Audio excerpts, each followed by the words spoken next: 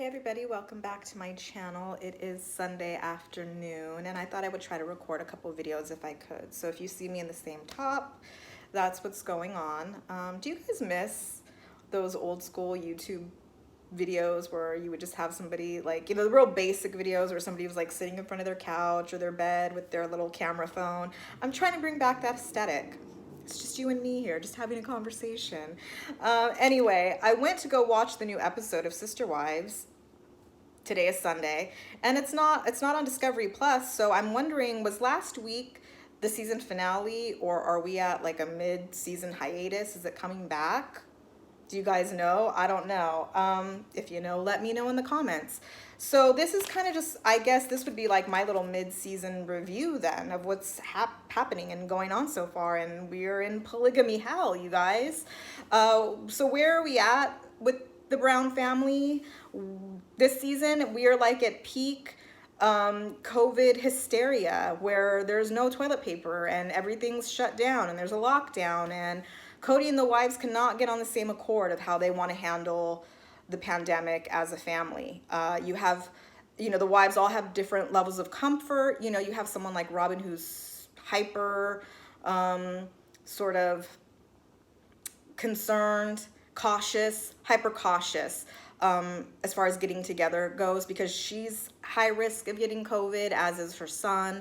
And so although she's bummed that the family can't get together for gatherings, she thinks if they did and somebody got sick and died, well, it's really not worth a birthday party, which is fair. And then you have somebody like on the other end of the spectrum, like Christine, who's like, hey, one virus ain't gonna stop this party. She's taking her daughter on a graduation vacation, and that's fine. I mean, I have to remember that everybody's levels of comfort is different and how they handle it is different. And you have somebody like Janelle who's kind of in the middle, who's kind of going crazy being stuck in the house all day, but also wants to be sensitive to the family as a whole and kind of take everybody's health into consideration. She'd feel awful if she got it and exposed somebody. So she's asked Kody to kindly stay away for a while, like 2 months, because she has kids who are out working essentially with other people. And she has a teenage son who has a girlfriend that he likes to hang out with and spend time with, who does not care about staying in the bubble.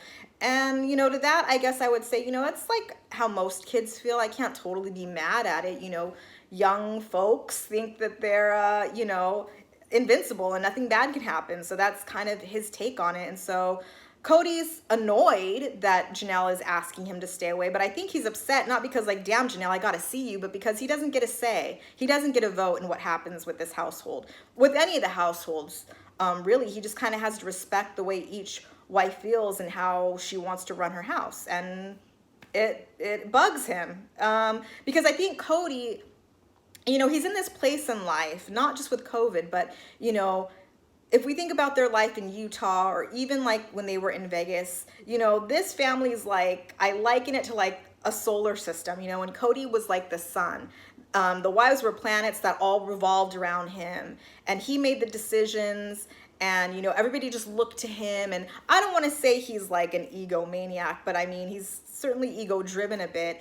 And now you have wives like Christine who do whatever they want to do. They don't care what Kody thinks or how he feels. Kids who are now adults, and kids who are becoming adults that have their own minds and are going to do what they want to do irregardless of how Kody feels.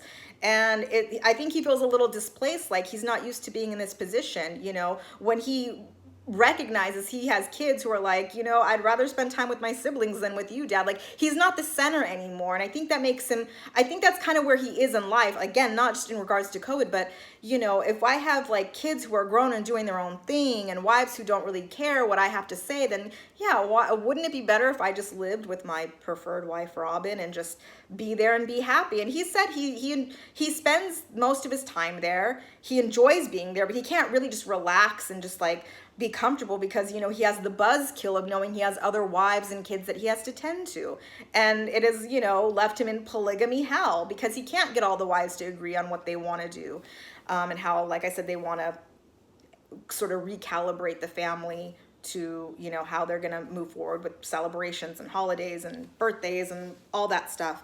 So during this season, Janelle since the beginning, even before COVID, has seen that, the family's kind of falling apart a little bit. They're not getting together. They're not spending time. They're all separate. She's gone from wife to wife to sort of have conversations about communication. How can I be a better communicator? How can we move this family to a better place? And all the wives, agree that communication could be better, and they all want to be better. So they finally like get all together on Coyote Pass to have like a talk about communication.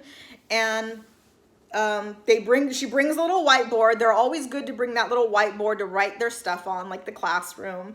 And she starts off by saying, like, I don't really know how I want this conversation to go. I'm no expert in this, but, there definitely needs to be rules in how we communicate with each other so that everybody feels comfortable, nobody feels attacked, everybody feels heard. And she says, and that's kind of brings me to my first point. She writes down, like, I need to be heard. Like, I need to feel like I'm being heard. Christine's like, yeah, like, I feel that I need to sort of be taken seriously. And, what I say be seen as important, not just be like the princess that everybody can write off. And they're like, okay, yeah, let's write that down. Good point. Okay, Kody, like, what about you? What do you want to write down? And he's just like, I don't want to write anything down. Like, and Robin's like, come on now, you got to participate. And he's like, I don't want to write anything down because I don't give a shit anymore. And I'm like, okay. And everybody's like, and he's like, I don't care anymore. And in her little, confessional, Christine's like, well, then what are we doing here? And I'm like, yeah, what are we doing here then? And Mary in her confessional is like, this is really hard to watch because Kody is the leader. He is the head of our family. And when the head of the family is saying, I don't care, I give up, like, well, then where does that leave the rest of us?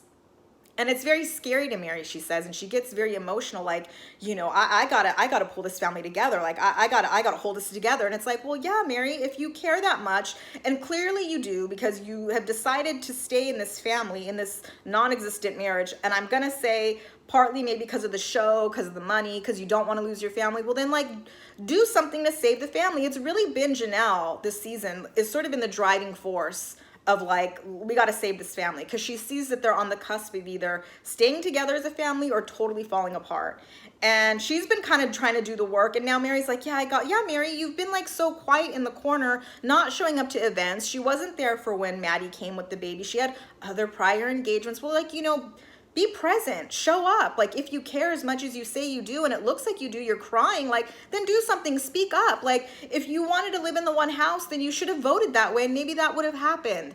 I'm off though, I'm off. So, I don't know that this conversation gets them to any sort of better place. It's kind of just them all agreeing that they need to communicate better, that they need to listen better, that they need to,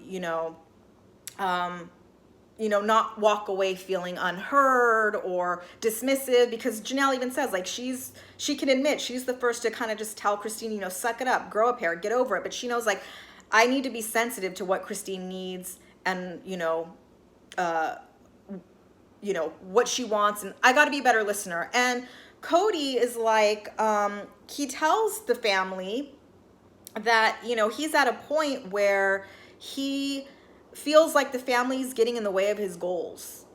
And my first thought is like, well, what goals? I'm curious. What are your goals, Kody? Because I don't, what are they? And second of all, I agree with Janelle. Like, that's really selfish to say. But, in honor of this conversation, being better listener, she's like, okay, I'll just listen to what he has to say, because he's being really selfish. He's like on a totally different planet. Like, who are you? What are you talking about? Like, you signed up for this. This is what it is. Like, we got to work it through it. You can't just quit and give up. Like I said, this conversation doesn't really, I feel like, get them anywhere kind of further.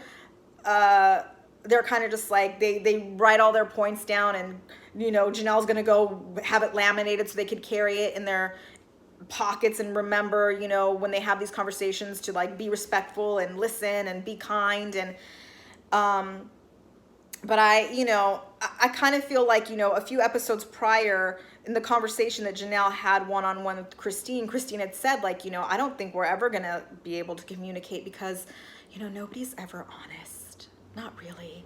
Because it's too scary. It's too scary to be honest. And, it could be hurtful.